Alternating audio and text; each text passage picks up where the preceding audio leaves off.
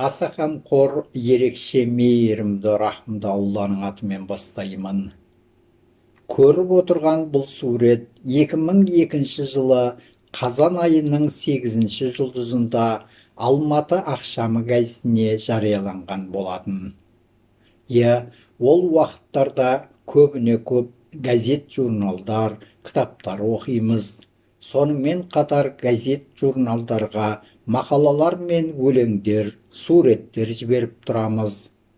Шығармаларымызды редакцияға апарып табыстап, солардың газет бетіне жариялануын асыға күтіп жүреміз. Ол кезде қазіргідей зыр еткізіп бір секундта халыққа жариялай салатын ұялы телефон жоқ. Газетке не журналға берген өлең не суреттеріміздің шығуын айлап күтіп жүретінбіз.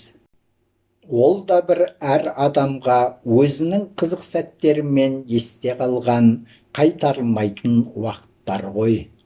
Бұл сол уақыттағы күз айына байланысты салынған сурет.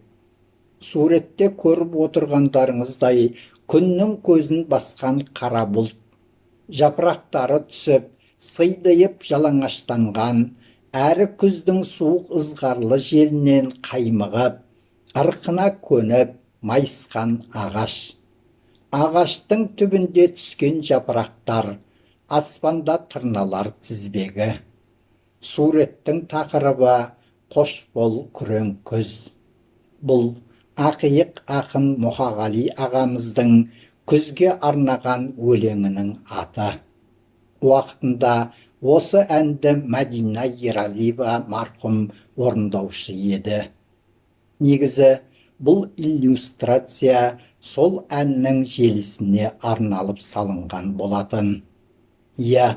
Содан бері де неше күз өтіпті. Байқалмай өтіп жатқан уақыт десеңізші. Міне, биылғы жылдың да қоңыр күзінің соңғы айы. Қош бол күрең күз.